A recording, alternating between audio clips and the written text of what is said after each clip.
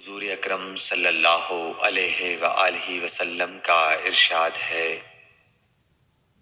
تمام اعمال کا دار و مدار نیت پر ہے، اور ہر عمل کا نتیجہ ہر انسان کو اس کی نیت کے مطابق ہی ملے گا۔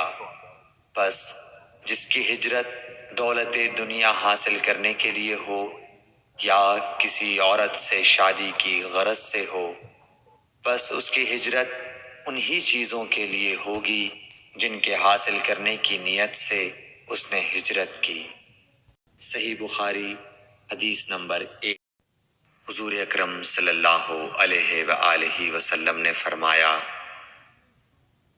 کہ وحی نازل ہوتے وقت کبھی مجھ کو گھنٹی کی سی آواز محسوس ہوتی ہے، اور وحی کی یہ کیفیت مجھ پر بہت شاق گزرتی ہے۔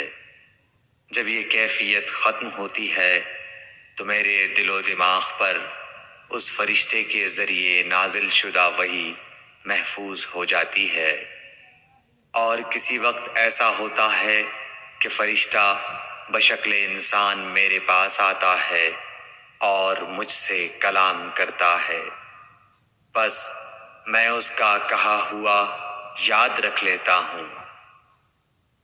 صحیح بخاری حدیث نمبر۔ حضرت صلی اللہ علیہ وآلہ وسلم پر وحی کا ابتدائی دور اچھے سچے پاکیزہ خوابوں سے شروع ہوا۔ آپ خواب میں جو کچھ دیکھتے وہ صبح کی روشنی کی طرح صحیح اور سچا ثابت ہوتا۔ پھر من جانب قدرت آپ تنہائی پسند ہو گئے، اور آپ نے غار حرا میں خلوت نشینی اختیار فرمائی، اور کئی کئی دن اور رات وہاں مسلسل عبادت اور یاد الہی و ذکر میں مشغول رہنے لگے۔ جب تک گھر آنے کو دل نہ چاہتا توشہ ہمراہ لیے ہوئے وہاں رہتے۔ توشہ ختم ہونے پر ہی اہلیہ محترمہ حضرت خدیجہ رضی اللہ تعالی عنہا کے پاس تشریف لاتے، اور کچھ توشہ ہمراہ لے کر پھر وہاں جا کر خلوت گزین ہو جاتے۔ یہی طریقہ جاری رہا یہاں تک کہ آپ پر حق منکشف ہو گیا، اور آپ غار حرا ہی میں قیام پذیر تھے کہ اچانک حضرت جبرائیل علیہ السلام آپ کے پاس حاضر ہوئے اور کہنے لگے کہ اے محمد پڑھو۔ آپ فرماتے ہیں کہ میں نے کہا کہ میں پڑھنا نہیں جانتا۔ آپ صلی اللہ علیہ وسلم فرماتے ہیں کہ فرشتے نے مجھے پکڑ کر اتنے زور سے بھینچا کہ میری طاقت جواب دے گئی، پھر مجھے چھوڑ کر کہا پڑھو۔ میں نے پھر وہی جواب دیا کہ میں پڑھا ہوا نہیں ہوں۔ اس فرشتے نے مجھ کو نہایت ہی زور سے بھینچا کہ مجھ کو سخت تکلیف محسوس ہوئی، پھر اس نے کہا کہ پڑھ۔ میں نے کہا میں پڑھا ہوا نہیں ہوں۔ فرشتے نے تیسری بار مجھ کو پکڑا اور تیسری مرتبہ پھر مجھ کو بھینچا، پھر مجھے چھوڑ دیا اور کہنے لگا کہ پڑھو اپنے رب کے نام کی مدد سے جس نے پیدا کیا اور انسان کو خون کی پھٹکی سے بنایا۔ پڑھو اور آپ کا رب بہت ہی مہربانیاں کرنے والا ہے۔ بس یہی آیتیں آپ حضرت جبرائیل علیہ السلام سے سن کر اس حال میں غار حرا سے واپس ہوئے کہ آپ کا دل اس انوکھے واقعے سے کانپ رہا تھا۔ آپ حضرت خدیجہ کے ہاں تشریف لائے اور فرمایا کہ مجھے کمبل اوڑھا دو، مجھے کمبل اوڑھا دو۔ لوگوں نے آپ کو کمبل اوڑھا دیا۔ جب آپ کا ڈر جاتا رہا تو آپ نے اپنی زوجہ محترمہ حضرت خدیجہ رضی اللہ تعالی عنہا کو تفصیل کے ساتھ یہ واقعہ سنایا، اور فرمانے لگے کہ مجھ کو اب اپنی جان کا خوف ہو گیا ہے۔ آپ کی اہلیہ محترمہ حضرت خدیجہ رضی اللہ تعالی عنہا نے آپ کی ڈھارس بندھائی اور کہا کہ آپ کا خیال صحیح نہیں ہے۔ اللہ کی قسم آپ کو اللہ کبھی رسوا نہیں کرے گا۔ آپ تو اخلاق فاضلہ کے مالک ہیں، آپ تو کنبہ پرور ہیں، بے کسوں کا بوجھ اپنے سر پر رکھتے ہیں، مفلسوں کے لیے آپ کماتے ہیں، مہمان نوازی میں آپ بے مثال ہیں، اور مشکل وقت میں آپ امر حق کا ساتھ دیتے ہیں۔ ایسے اوصاف حسنہ والا انسان یوں بے وقت ذلت و خواری کی موت نہیں پا سکتا۔ پھر مزید تسلی کے لیے حضرت خدیجہ رضی اللہ تعالی عنہا آپ کو ورقہ بن نوفل کے پاس لے گئیں، جو ان کے چچا زاد بھائی تھے اور زمانہ جاہلیت میں نصرانی مذہب اختیار کر چکے تھے اور عبرانی زبان کے کاتب تھے۔ چنانچہ انجیل کو بھی حسب منشائے خداوندی عبرانی زبان میں لکھا کرتے تھے۔ انجیل سریانی زبان میں نازل ہوئی تھی، پھر اس کا ترجمہ عبرانی زبان میں ہوا۔ ورقہ اسی کو لکھتے تھے۔ وہ بہت بوڑھے ہو گئے تھے، یہاں تک کہ ان کی بینائی بھی رخصت ہو چکی تھی۔ حضرت خدیجہ رضی اللہ تعالی عنہا نے ان کے سامنے آپ کے حالات بیان کیے اور کہا کہ اے چچا زاد بھائی، اپنے بھتیجے محمد صلی اللہ علیہ وسلم کی زبانی ذرا ان کی کیفیت سن لیجئے۔ وہ بولے کہ بھتیجے، آپ نے جو کچھ دیکھا ہے اس کی تفصیل سناؤ۔ چنانچہ آپ صلی اللہ علیہ وآلہ وسلم نے از اول تا آخر پورا واقعہ سنایا، جسے سن کر ورقہ بے اختیار ہو کر بول اٹھے کہ یہ تو وہی ناموس معزز رازدان فرشتہ ہے جسے اللہ نے حضرت موسیٰ علیہ السلام پر وحی دے کر بھیجا تھا۔ کاش میں آپ کے اس عہد نبوت کے شروع ہونے پر جواں عمر ہوتا، کاش میں اس وقت تک زندہ رہتا جب کہ آپ کی قوم آپ کو اس شہر سے نکال دے گی۔ رسول کریم صلی اللہ علیہ وآلہ وسلم نے یہ سن کر تعجب سے پوچھا کہ کیا وہ لوگ مجھ کو نکال دیں گے، حالانکہ میں تو ان میں صادق و امین و مقبول ہوں۔ ورقہ بولا، ہاں یہ سب کچھ سچ ہے، مگر جو شخص بھی آپ کی طرح امر حق لے کر آیا، لوگ اس کے دشمن ہی ہو گئے ہیں۔ اگر مجھے آپ کی نبوت کا وہ زمانہ مل جائے تو میں آپ کی پوری مدد کروں گا، مگر ورقہ کچھ دنوں کے بعد انتقال کر گئے۔ پھر کچھ عرصے تک وحی کی آمد موقوف رہی۔ صحیح بخاری حدیث نمبر 3۔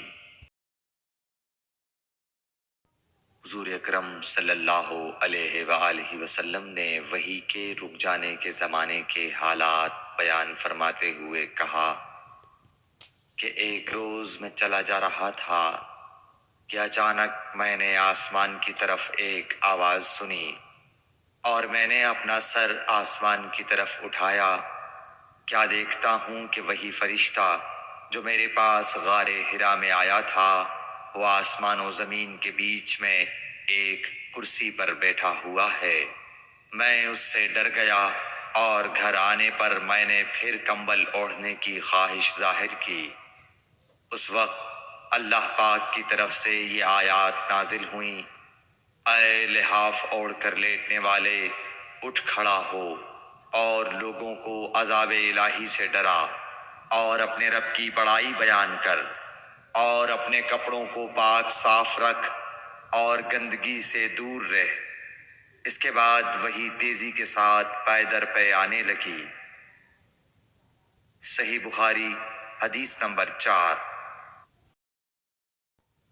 رسول اللہ صلی اللہ علیہ وآلہ وسلم نزول قرآن کے وقت بہت سختی محسوس فرمایا کرتے تھے، اور اس کی علامتوں میں سے ایک یہ تھی کہ یاد کرنے کے لیے آپ اپنے ہونٹوں کو ہلاتے تھے۔ ابن عباس رضی اللہ تعالیٰ عنہ نے کہا، میں اپنے ہونٹوں کو ہلاتا ہوں جس طرح آپ ہلاتے تھے۔ سعید کہتے ہیں، میں بھی اپنے ہونٹ ہلاتا ہوں جس طرح ابن عباس رضی اللہ تعالیٰ عنہ کو میں نے ہلاتے دیکھا۔ پھر انہوں نے اپنے ہونٹ ہلائے۔ ابن عباس رضی اللہ تعالیٰ عنہ نے کہا، پھر یہ آیت اتری کہ اے محمد، قرآن کو جلد جلد یاد کرنے کے لیے اپنی زبان نہ ہلاؤ، اس کا جمع کر دینا اور پڑھا دینا ہمارا ذمہ ہے۔ حضرت ابن عباس رضی اللہ تعالی عنہ کہتے ہیں، یعنی قرآن آپ صلی اللہ علیہ وآلہ وسلم کے دل میں جما دینا اور پڑھا دینا ہمارے ذمہ ہے۔ پھر جب ہم پڑھ چکے تو اس پڑھے ہوئے کی اتباع کرو۔ ابن عباس رضی اللہ تعالی عنہ فرماتے ہیں، اس کا مطلب یہ ہے آپ اس کو خاموشی کے ساتھ سنتے رہو، اس کے بعد مطلب سمجھا دینا ہمارے ذمہ ہے۔ پھر یقیناً یہ ہماری ذمہ داری ہے کہ آپ اس کو پڑھو، یعنی اس کو محفوظ کر سکو۔ چنانچہ اس کے بعد جب آپ کے پاس حضرت جبرائیل علیہ السلام وحی لے کر آتے تو آپ توجہ سے سنتے۔ جب وہ چلے جاتے تو رسول اللہ صلی اللہ علیہ وسلم اس وحی کو اس طرح پڑھتے جس طرح حضرت جبرائیل علیہ السلام نے اسے پڑھا تھا۔ صحیح بخاری حدیث نمبر 5۔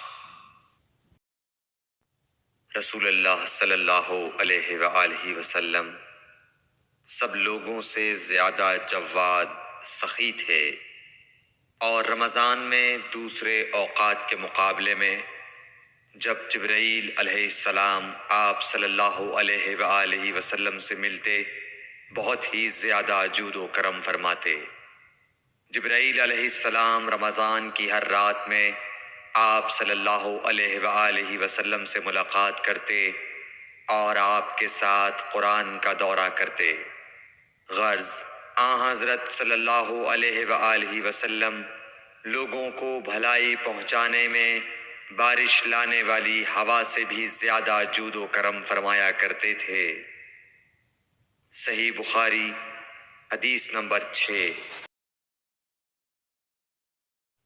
ہرقل شاہ روم نے قریش کے قافلے میں ایک آدمی بلانے کو بھیجا، اور اس وقت یہ لوگ تجارت کے لیے ملک شام گئے ہوئے تھے، اور یہ وہ زمانہ تھا جب رسول اللہ صلی اللہ علیہ وسلم نے قریش اور ابو سفیان سے ایک وقتی عہد کیا ہوا تھا۔ جب ابو سفیان اور دوسرے لوگ ہرقل کے پاس ایلیا پہنچے جہاں ہرقل نے دربار طلب کیا تھا، اس کے گرد روم کے بڑے بڑے لوگ، علماء، وزراء و امراء بیٹھے ہوئے تھے۔ ہرقل نے ان کو اور اپنے ترجمان کو بلوایا، پھر ان سے پوچھا کہ تم میں سے کون شخص مدعی رسالت کا زیادہ قریبی عزیز ہے؟ ابو سفیان کہتے ہیں کہ میں بول اٹھا کہ میں اس کا سب سے زیادہ قریبی رشتہ دار ہوں۔ یہ سن کر ہرقل نے حکم دیا کہ اس ابو سفیان کو میرے قریب لا کر بٹھاؤ اور اس کے ساتھیوں کو اس کی پیٹھ کے پیچھے بٹھا دو۔ پھر اپنے ترجمان سے کہا کہ ان لوگوں سے کہہ دو کہ میں ابو سفیان سے اس شخص یعنی محمد صلی اللہ علیہ وسلم کے حالات پوچھتا ہوں۔ اگر یہ مجھ سے کسی بات میں جھوٹ بول دے تو تم اس کا جھوٹ ظاہر کر دینا۔ ابو سفیان کا قول ہے کہ خدا کی قسم اگر مجھے یہ غیرت نہ آتی کہ یہ لوگ مجھ کو جھٹلائیں گے تو میں آپ صلی اللہ علیہ وسلم کی نسبت ضرور غلط گوئی سے کام لیتا۔ خیر، پہلی بات جو ہرقل نے مجھ سے پوچھی وہ یہ کہ اس شخص کا خاندان تم لوگوں میں کیسا ہے؟ میں نے کہا وہ تو بڑے اونچے عالی نسب والے ہیں۔ کہنے لگا اس سے پہلے بھی کسی نے تم لوگوں میں ایسی بات کہی تھی؟ میں نے کہا نہیں۔ کہنے لگا اچھا اس کے بڑوں میں کوئی بادشاہ ہوا ہے؟ میں نے کہا نہیں۔ پھر اس نے کہا بڑے لوگوں نے اس کی پیروی اختیار کی ہے یا کمزوروں نے؟ میں نے کہا نہیں، کمزوروں نے۔ پھر کہنے لگا اس کے تابعدار روز بڑھتے جاتے ہیں یا کوئی ساتھی پھر بھی جاتا ہے؟ میں نے کہا نہیں۔ کہنے لگا کیا اپنے اس دعوی نبوت سے پہلے کبھی کسی بھی موقع پر اس نے جھوٹ بولا ہے؟ میں نے کہا نہیں۔ اور اب ہماری اس سے صلح کی ایک مقررہ مدت ٹھہری ہوئی ہے، معلوم نہیں وہ اس میں کیا کرنے والا ہے۔ ابو سفیان کہتے ہیں میں اس بات کے سوا اور کوئی جھوٹ اس گفتگو میں شامل نہ کر سکا۔ ہرقل نے کہا کیا تمہاری اس سے کبھی لڑائی بھی ہوئی ہے؟ ہم نے کہا کہ ہاں۔ بولا پھر تمہاری اور اس کی جنگ کا کیا حال ہوتا ہے؟ میں نے کہا لڑائی ڈول کی طرح ہے، کبھی وہ ہم سے میدان جنگ جیت لیتے ہیں اور کبھی ہم ان سے جیت لیتے ہیں۔ ہرقل نے پوچھا وہ تمہیں کس بات کا حکم دیتا ہے؟ میں نے کہا وہ کہتا ہے کہ صرف ایک اللہ ہی کی عبادت کرو، اس کا کسی کو شریک نہ بناؤ، اور اپنے باپ دادا کی شرک کی باتیں چھوڑ دو، اور ہمیں نماز پڑھنے، سچ بولنے، پرہیزگاری اور صلہ رحمی کا حکم دیتا ہے۔ یہ سب سن کر پھر ہرقل نے اپنے ترجمان سے کہا کہ ابو سفیان سے کہہ دے کہ میں نے تم سے اس کا نسب پوچھا تو تم نے کہا کہ وہ ہم سے عالی نسب ہے، اور پیغمبر اپنی قوم میں عالی نسب ہی بھیجے جایا کرتے ہیں۔ میں نے تم سے پوچھا کہ دعوی نبوت کی یہ بات تمہارے اندر اس سے پہلے کسی اور نے بھی کہی تھی؟ تو تم نے جواب دیا کہ نہیں۔ تب میں نے اپنے دل میں کہا کہ اگر یہ بات اس سے پہلے کسی اور نے کہی ہوتی تو میں سمجھتا کہ اس شخص نے بھی اسی بات کی تقلید کی ہے جو پہلے کہی جا چکی ہے۔ میں نے تم سے پوچھا کہ اس کے بڑوں میں کوئی بادشاہ بھی گزرا ہے تو تم نے کہا کہ نہیں۔ تو میں نے دل میں کہا کہ ان کے بزرگوں میں سے کوئی بادشاہ ہوا ہوگا تو کہہ دوں گا کہ وہ شخص اس بہانے اپنے آباء و اجداد کی بادشاہت اور ان کا ملک دوبارہ حاصل کرنا چاہتا ہے۔ اور میں نے تم سے پوچھا کہ اس بات کے کہنے یعنی پیغمبری کا دعویٰ کرنے سے پہلے تم نے کبھی اس کو دروغ گوئی کا الزام لگایا ہے؟ تم نے کہا کہ نہیں۔ تو میں نے سمجھ لیا کہ جو شخص آدمیوں کے ساتھ دروغ گوئی سے بچے وہ اللہ کے بارے میں کیسے جھوٹی بات کہہ سکتا ہے۔ اور میں نے تم سے پوچھا کہ بڑے لوگ اس کے پیرو ہوتے ہیں یا کمزور آدمی؟ تم نے کہا کمزوروں نے اس کی اتباع کی ہے۔ تو دراصل یہی لوگ پیغمبروں کے متبعین ہوتے ہیں۔ اور میں نے تم سے پوچھا کہ اس کے ساتھی بڑھ رہے ہیں یا کم ہو رہے ہیں؟ تم نے کہا کہ وہ بڑھ رہے ہیں، اور ایمان کی کیفیت یہی ہوتی ہے حتیٰ کہ وہ کامل ہو جاتا ہے۔ اور میں نے تم سے پوچھا کہ آیا کوئی شخص اس کے دین سے ناخوش ہو کر مرتد بھی ہو جاتا ہے؟ تم نے کہا نہیں۔ تو ایمان کی خاصیت بھی یہی ہے، جن کے دلوں میں اس کی مسرت رچ بس جائے وہ اس سے لوٹا نہیں کرتے۔ اور میں نے تم سے پوچھا کہ آیا وہ کبھی عہد شکنی کرتے ہیں؟ تم نے کہا نہیں۔ پیغمبروں کا یہی حال ہوتا ہے، وہ عہد کی خلاف ورزی نہیں کرتے۔ اور میں نے تم سے کہا کہ وہ تم سے کس چیز کے لیے کہتے ہیں؟ تم نے کہا کہ وہ ہمیں حکم دیتے ہیں کہ اللہ کی عبادت کرو، اس کے ساتھ کسی کو شریک نہ ٹھہراؤ، اور تمہیں بتوں کی پرستش سے روکتے ہیں، سچ بولنے اور پرہیزگاری کا حکم دیتے ہیں۔ لہٰذا اگر یہ باتیں جو تم کہہ رہے ہو سچ ہیں تو ان قریب وہ اس جگہ کا مالک ہو جائے گا کہ جہاں میرے یہ دونوں پاؤں ہیں۔ مجھے معلوم تھا کہ وہ پیغمبر آنے والا ہے، مگر مجھے یہ معلوم نہیں تھا کہ وہ تمہارے اندر ہوگا۔ اگر میں جانتا کہ اس تک پہنچ سکوں گا تو اس سے ملنے کے لیے ہر تکلیف گوارا کرتا۔ اگر میں اس کے پاس ہوتا تو اس کے پاؤں دھوتا۔ ہرقل نے رسول اللہ صلی اللہ علیہ وسلم کا وہ خط منگایا جو آپ نے وحیہ کلبی رضی اللہ تعالیٰ عنہ کے ذریعے حاکم بصرہ کے پاس بھیجا تھا، اور اس نے وہ ہرقل کے پاس بھیج دیا تھا۔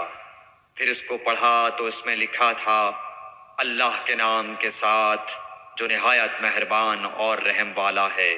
اللہ کے بندے اور اس کے پیغمبر محمد صلی اللہ علیہ وسلم کی طرف سے یہ خط ہے شاہ روم کے لیے۔ اس شخص پر سلام ہو جو ہدایت کی پیروی کرے۔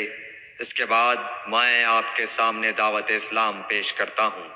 اگر آپ اسلام لے آئیں گے تو دین و دنیا میں سلامتی نصیب ہوگی، اللہ آپ کو دوہرا ثواب دے گا، اور اگر آپ میری دعوت سے روگردانی کریں گے تو آپ کی رعایا کا گناہ بھی آپ ہی پر ہوگا۔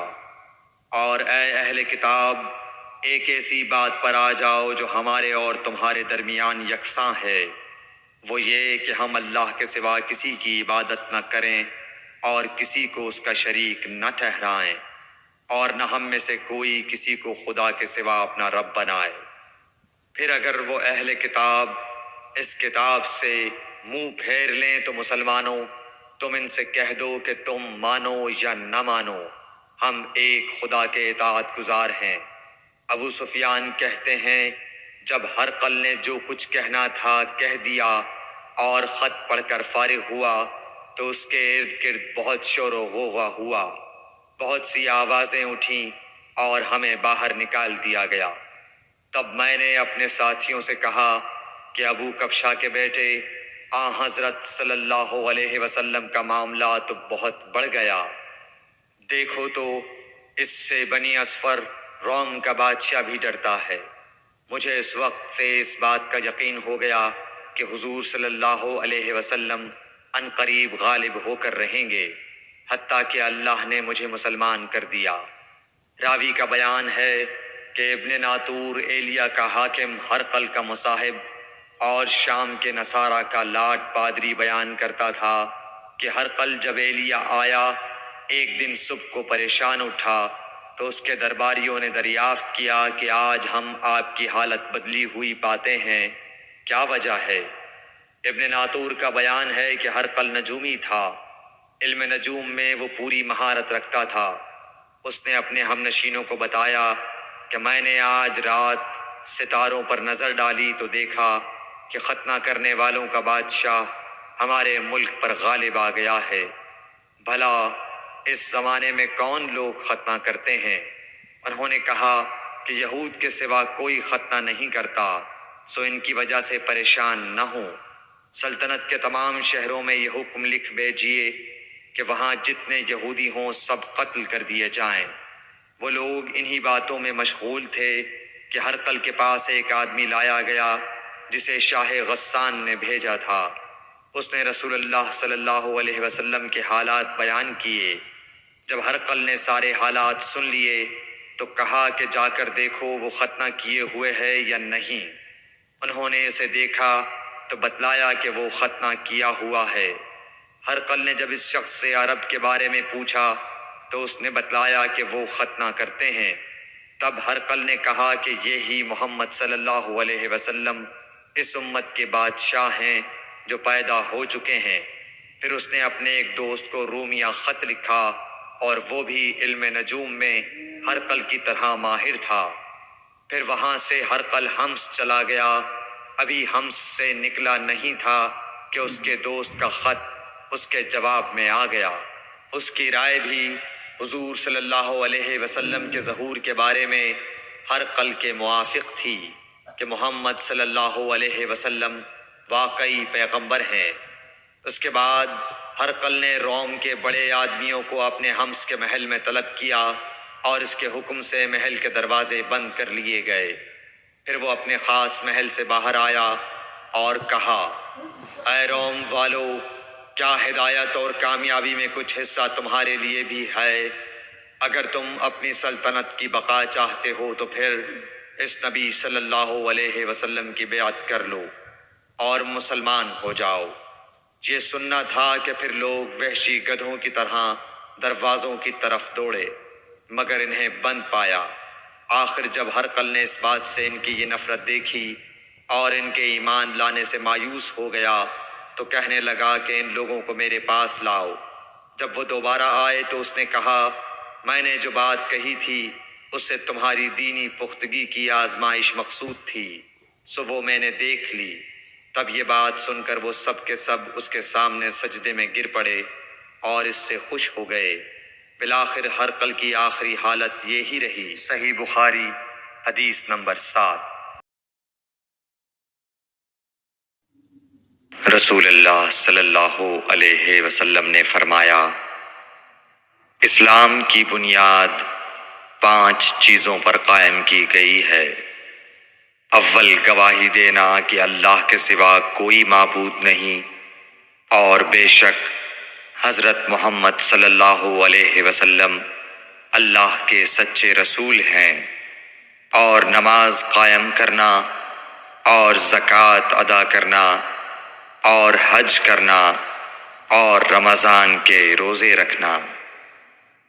صحیح بخاری حدیث نمبر 8۔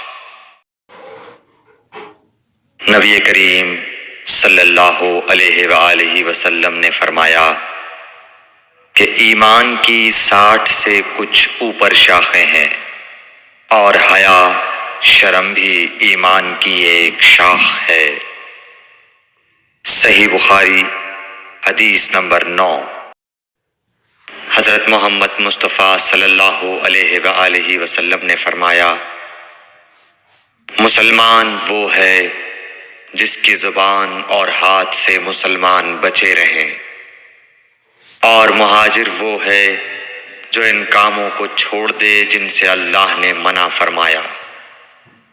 صحیح بخاری حدیث نمبر 10۔ لوگوں نے پوچھا، یا رسول اللہ، کون سا اسلام افضل ہے؟ تو نبی صلی اللہ علیہ وسلم نے فرمایا، وہ جس کے ماننے والے مسلمانوں کی زبان اور ہاتھ سے سارے مسلمان سلامتی میں رہیں۔ صحیح بخاری حدیث نمبر 11۔ ایک دن ایک آدمی نے حضرت صلی اللہ علیہ وسلم سے پوچھا کہ کون سا اسلام بہتر ہے؟ فرمایا، یہ کہ تم کھانا کھلاؤ اور جس کو پہچانو اس کو بھی اور جس کو نہ پہچانو اس کو بھی، الغرض سب کو سلام کرو۔ صحیح بخاری حدیث نمبر 12۔ حضور اکرم صلی اللہ علیہ وآلہ وسلم نے فرمایا، تم میں سے کوئی شخص ایماندار نہ ہوگا جب تک اپنے بھائی کے لیے وہ نہ چاہے جو اپنے نفس کے لیے چاہتا ہے۔ صحیح بخاری حدیث نمبر 13۔ رسول کریم صلی اللہ علیہ وسلم نے فرمایا، قسم ہے اس ذات کی جس کے ہاتھ میں میری جان ہے، تم میں سے کوئی بھی ایماندار نہ ہوگا جب تک میں اس کے والد اور اولاد سے بھی زیادہ اس کا محبوب نہ بن جاؤں۔ صحیح بخاری حدیث نمبر 14۔ حضرت صلی اللہ علیہ وسلم نے فرمایا، تم میں سے کوئی شخص ایماندار نہ ہوگا جب تک اس کے والد اور اس کی اولاد اور تمام لوگوں سے زیادہ اس کے دل میں میری محبت نہ ہو جائے۔ صحیح بخاری حدیث نمبر 15۔ نبی کریم صلی اللہ علیہ وآلہ وسلم نے فرمایا، 3 خصلتیں ایسی ہیں کہ جس میں یہ پیدا ہو جائیں اس نے ایمان کی مٹھاس کو پا لیا۔ اول یہ کہ اللہ اور اس کا رسول اس کے نزدیک سب سے زیادہ محبوب بن جائیں۔ دوسرے یہ کہ وہ کسی انسان سے محض اللہ کی رضا کے لیے محبت رکھے۔ تیسرے یہ کہ وہ کفر میں واپس لوٹنے کو ایسا برا جانے جیسا کہ آگ میں ڈالے جانے کو برا جانتا ہے۔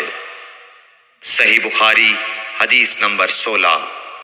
حضور اکرم صلی اللہ علیہ وآلہ وسلم نے فرمایا، انصار سے محبت رکھنا ایمان کی نشانی ہے، اور انصار سے کینہ رکھنا نفاق کی نشانی ہے۔ صحیح بخاری حدیث نمبر 17۔ رسول اللہ صلی اللہ علیہ وسلم نے اس وقت جب آپ کے گرد صحابہ کی ایک جماعت بیٹھی ہوئی تھی فرمایا کہ مجھ سے بیعت کرو اس بات پر کہ اللہ کے ساتھ کسی کو شریک نہ کرو گے، چوری نہ کرو گے، زنا نہ کرو گے، اپنی اولاد کو قتل نہ کرو گے، اور ناعمدن کسی پر کوئی ناحق بہتان باندھو گے، اور کسی بھی اچھی بات میں اللہ کی نافرمانی نہ کرو گے۔ جو کوئی تم میں اس عہد کو پورا کرے گا تو اس کا ثواب اللہ کے ذمے ہے، اور جو کوئی ان بری باتوں میں سے کسی کا ارتکاب کرے اور اسے دنیا میں اسلامی قانون کے تحت سزا دے دی گئی تو یہ سزا اس کے گناہوں کے لیے بدلہ ہو جائے گی، اور جو کوئی ان میں سے کسی بات میں مبتلا ہو گیا اور اللہ نے اس کے گناہ کو چھپا لیا تو پھر اس کا معاملہ اللہ کے حوالے ہے، اگر چاہے معاف کرے اور اگر چاہے سزا دے دے۔ عبادہ کہتے ہیں کہ پھر ہم سب نے ان سب باتوں پر آپ صلی اللہ علیہ وسلم سے بیعت کر لی۔ صحیح بخاری حدیث نمبر 18۔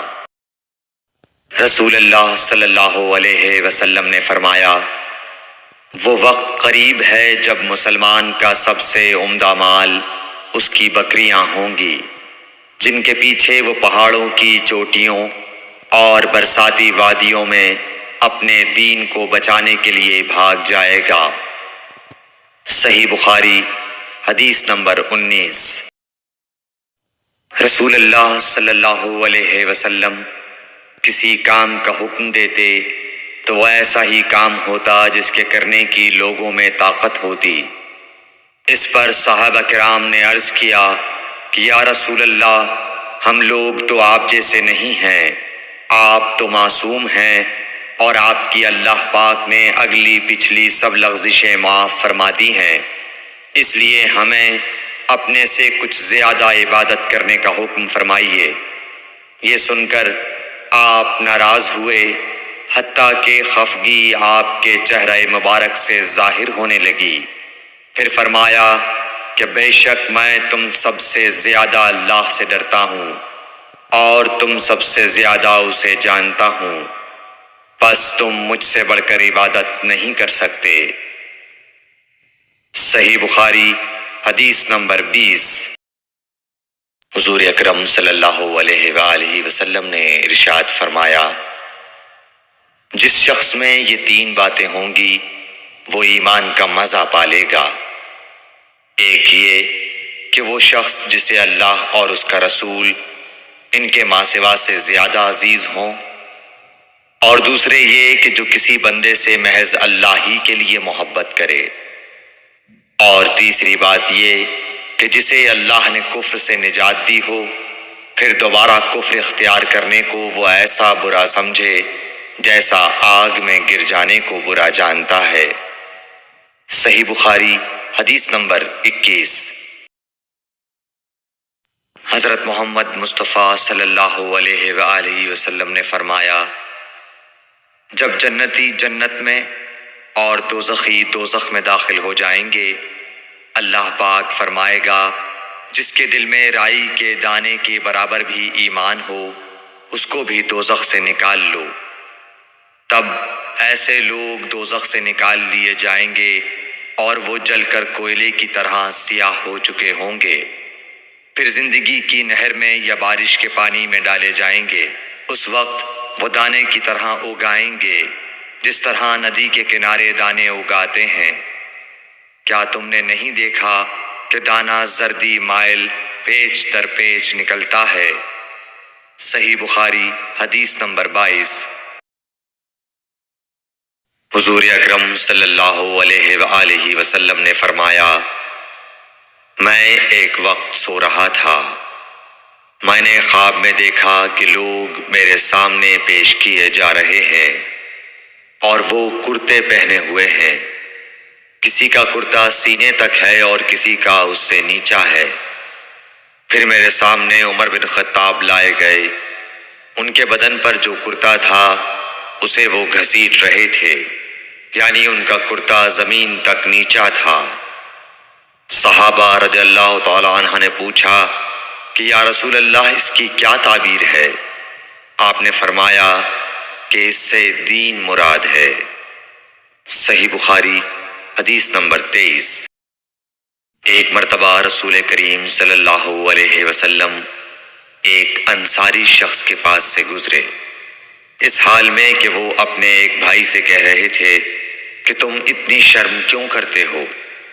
آپ نے اس انصاری سے فرمایا کہ اس کو اس کے حال پر رہنے دو، کیونکہ حیا بھی ایمان ہی کا ایک حصہ ہے۔ صحیح بخاری حدیث نمبر 24۔ رسول اللہ صلی اللہ علیہ وسلم نے فرمایا، مجھے اللہ کی طرف سے حکم دیا گیا ہے کہ لوگوں سے جنگ کروں اس وقت تک کہ وہ اس بات کا اقرار کر لیں کہ اللہ کے سوا کوئی معبود نہیں ہے، اور یہ کہ محمد صلی اللہ علیہ وسلم اللہ کے سچے رسول ہیں، اور نماز ادا کرنے لگیں اور زکوٰۃ دیں۔ جس وقت وہ یہ کرنے لگیں گے تو مجھ سے اپنے جان و مال کو محفوظ کر لیں گے، سوائے اسلام کے حق کے۔ رہا ان کے دل کا حال تو ان کا حساب اللہ کے ذمے ہے۔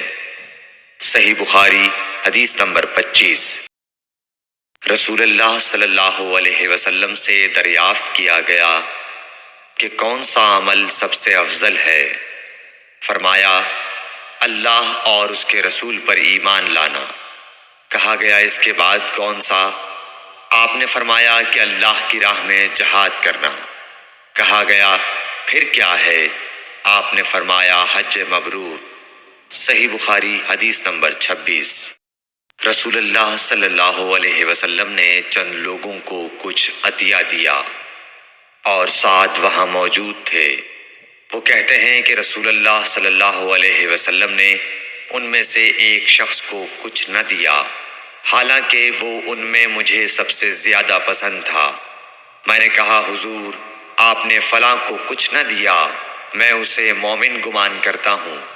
آپ نے فرمایا، مومن یا مسلمان؟ میں تھوڑی دیر چپ رہ کر پھر پہلی بات دہرانے لگا۔ حضور صلی اللہ علیہ وسلم نے بھی دوبارہ وہی جواب دیا۔ پھر آپ نے فرمایا کہ اے سعد، باوجود یہ کہ ایک شخص مجھے زیادہ عزیز ہے، پھر بھی میں اسے نظر انداز کر کے کسی اور دوسرے کو اس خوف کی وجہ سے یہ مال دیتا ہوں کہ وہ اپنی کمزوری کی وجہ سے اسلام سے پھر جائے اور اللہ اسے آگ میں اوندھا ڈال دے۔ صحیح بخاری حدیث نمبر 27۔ ایک آدمی نے رسول اللہ صلی اللہ علیہ وسلم سے پوچھا، کون سا اسلام بہتر ہے؟ آپ صلی اللہ علیہ وسلم نے فرمایا کہ تو کھانا کھلائے اور ہر شخص کو سلام کرے، خواہ اس کو تو جانتا ہو یا نہ جانتا ہو۔ صحیح بخاری حدیث نمبر 28۔ حضرت صلی اللہ علیہ وسلم نے فرمایا، مجھے دوزخ دکھلائی گئی تو اس میں زیادہ تر عورتیں تھیں جو کفر کرتی ہیں۔ کہا گیا، حضور، کیا وہ اللہ کے ساتھ کفر کرتی ہیں؟ آپ صلی اللہ علیہ وسلم نے فرمایا کہ خاوند کی ناشکری کرتی ہیں اور احسان کی ناشکری کرتی ہیں۔ اگر تم عمر بھر ان میں سے کسی کے ساتھ احسان کرتے رہو، پھر تمہاری طرف سے کبھی کوئی ان کے خیال میں ناگواری کی بات ہو جائے تو فوراً کہہ اٹھے گی کہ میں نے کبھی بھی تجھ سے کوئی بھلائی نہیں دیکھی۔ صحیح بخاری حدیث نمبر 29۔ حضرت صلی اللہ علیہ وآلہ وسلم فرماتے تھے، جب دو مسلمان اپنی اپنی تلواریں لے کر بھڑ جائیں تو قاتل اور مقتول دونوں دوزخی ہیں۔ عرض کیا گیا، یا رسول اللہ، قاتل تو خیر ضرور دوزخی ہونا چاہیے، مقتول کیوں؟ فرمایا، وہ بھی اپنے ساتھی کو مار ڈالنے کی حرص رکھتا تھا، موقع پاتا تو وہ اسے ضرور قتل کر دیتا، دل کے عزم صمیم پر وہ دوزخی ہوا۔ صحیح بخاری حدیث نمبر 30۔ ابو ذر ایک جوڑا پہنے ہوئے تھے اور ان کا غلام بھی جوڑا پہنے ہوئے تھا۔ سبب دریافت کیا گیا تو کہنے لگے کہ میں نے ایک شخص یعنی غلام کو برا بھلا کہا تھا اور اس کی ماں کی غیرت دلائی یعنی گالی دی، تو رسول اللہ صلی اللہ علیہ وسلم نے یہ معلوم کر کے مجھ سے فرمایا، اے ابو ذر، تو نے اسے ماں کے نام سے غیرت دلائی ہے، بے شک تجھ میں ابھی کچھ زمانہ جاہلیت کا اثر باقی ہے۔ یاد رکھو، ماتحت لوگ تمہارے بھائی ہیں، اللہ نے اپنی کسی مصلحت کی بنا پر انہیں تمہارے قبضے میں دے رکھا ہے، تو جس کے ماتحت اس کا کوئی بھائی ہو تو اس کو بھی وہی کھلائے جو آپ کھاتا ہے، اور وہ کپڑا اسے پہنائے جو آپ پہنتا ہے، اور ان کو اتنے کام کی تکلیف نہ دو کہ ان کے لیے مشکل ہو جائے، اور اگر کوئی سخت کام ڈالو تو تم خود بھی ان کی مدد کرو۔ صحیح بخاری حدیث نمبر 31۔ جب سورہ انعام کی یہ آیت اتری، جو لوگ ایمان لائے اور انہوں نے اپنے ایمان میں گناہوں کی آمیزش نہیں کی، تو آپ صلی اللہ علیہ وسلم کے اصحاب نے کہا، یا رسول اللہ، یہ تو بہت ہی مشکل ہے، ہم میں کون ایسا ہے جس نے گناہ نہیں کیا؟ تب اللہ پاک نے سورہ لقمان کی یہ آیت اتاری کہ بے شک شرک بڑا ظلم ہے۔ صحیح بخاری حدیث نمبر 32۔ رسول اللہ صلی اللہ علیہ وآلہ وسلم نے فرمایا، منافق کی علامتیں 3 ہیں: جب بات کرے جھوٹ بولے، جب وعدہ کرے اس کے خلاف کرے، اور جب اس کو امین بنایا جائے تو خیانت کرے۔ صحیح بخاری حدیث نمبر 33۔ رسول اللہ صلی اللہ علیہ وسلم نے فرمایا کہ 4 عادتیں جس کسی میں ہوں تو وہ خالص منافق ہے، اور جس کسی میں ان 4 میں سے ایک عادت ہو تو وہ بھی نفاق ہی ہے جب تک اسے نہ چھوڑ دے۔ وہ یہ ہیں: جب اسے امین بنایا جائے تو امانت میں خیانت کرے، اور بات کرتے وقت جھوٹ بولے، اور جب کسی سے عہد کرے تو اسے پورا نہ کرے، اور جب کسی سے لڑے تو گالیوں پر اتر آئے۔ صحیح بخاری حدیث نمبر 34۔ رسول اللہ صلی اللہ علیہ وسلم نے فرمایا، جو شخص شب قدر ایمان کے ساتھ محض ثواب آخرت کے لیے ذکر و عبادت میں گزارے، اس کے گزشتہ گناہ بخش دیے جاتے ہیں۔ صحیح بخاری حدیث نمبر 35۔ رسول اللہ صلی اللہ علیہ وسلم نے فرمایا، جو شخص اللہ کی راہ میں جہاد کے لیے نکلا، اللہ اس کا ضامن ہو گیا۔ اللہ تعالیٰ فرماتا ہے، اس کو میری ذات پر یقین اور میرے پیغمبروں کی تصدیق نے اس سرفروشی کے لیے گھر سے نکالا ہے۔ میں اس بات کا ضامن ہوں کہ یا تو اس کو واپس کر دوں ثواب اور مال غنیمت کے ساتھ، یا شہید ہونے کے بعد جنت میں داخل کر دوں۔ رسول اللہ صلی اللہ علیہ وسلم نے فرمایا، اور اگر میں اپنی امت پر اس کام کو دشوار نہ سمجھتا تو لشکر کا ساتھ نہ چھوڑتا، اور میری خواہش ہے کہ اللہ کی راہ میں مارا جاؤں، پھر زندہ کیا جاؤں، پھر مارا جاؤں، پھر زندہ کیا جاؤں، پھر مارا جاؤں۔ صحیح بخاری حدیث نمبر 36۔ حضرت صلی اللہ علیہ وسلم نے فرمایا، جو کوئی رمضان میں راتوں کو ایمان رکھ کر اور ثواب کے لیے عبادت کرے، اس کے اگلے گناہ بخش دیے جاتے ہیں۔ صحیح بخاری حدیث نمبر 37۔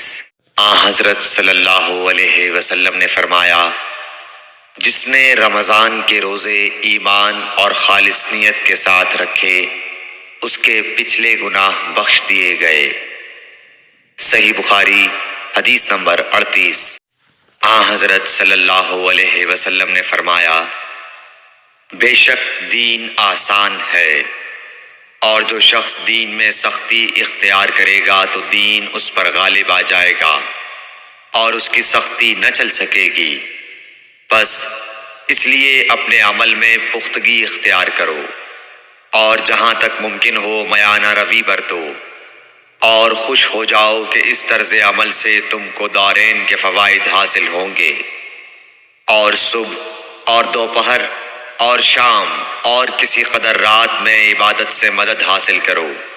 نماز 5 وقتہ بھی مراد ہو سکتی ہے کہ پابندی سے ادا کرو۔ صحیح بخاری رسول اللہ صلی اللہ علیہ وسلم جب مدینہ تشریف لائے تو پہلے اپنی نانہال اترے جو انصار تھے، اور وہاں آپ نے 16 یا 17 ماہ بیت المقدس کی طرف منہ کر کے نماز پڑھی، اور آپ کی خواہش تھی کہ آپ کا قبلہ بیت اللہ کی طرف ہو۔ جب بیت اللہ کی طرف نماز پڑھنے کا حکم ہو گیا تو سب سے پہلی نماز جو آپ نے بیت اللہ کی طرف پڑھی عصر کی نماز تھی۔ وہاں آپ صلی اللہ علیہ وسلم کے ساتھ لوگوں نے بھی نماز پڑھی۔ پھر آپ کے ساتھ نماز پڑھنے والوں سے ایک آدمی نکلا اور اس کا مسجد بنی حارثہ کی طرف گزر ہوا تو وہ لوگ رکوع میں تھے۔ وہ بولا کہ میں اللہ کی گواہی دیتا ہوں کہ میں نے رسول اللہ صلی اللہ علیہ وسلم کے ساتھ مکے کی طرف منہ کر کے نماز پڑھی ہے۔ یہ سن کر وہ لوگ اسی حال میں بیت اللہ کی طرف گھوم گئے، اور جب رسول اللہ صلی اللہ علیہ وسلم بیت المقدس کی طرف منہ کر کے نماز پڑھا کرتے تھے، یہودی اور عیسائی خوش ہوتے تھے، مگر جب آپ نے بیت اللہ کی طرف منہ پھیر لیا تو انہیں یہ امر ناگوار ہوا۔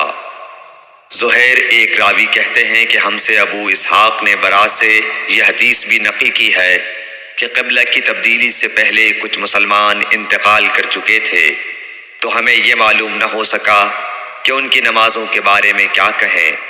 تب اللہ نے یہ آیت نازل کی، وَمَا كَانَ اللَّهُ لِيُضِيعَ إِيمَانَكُمْ، سورہ بقرہ آیت نمبر 143، صحیح بخاری حدیث نمبر 40۔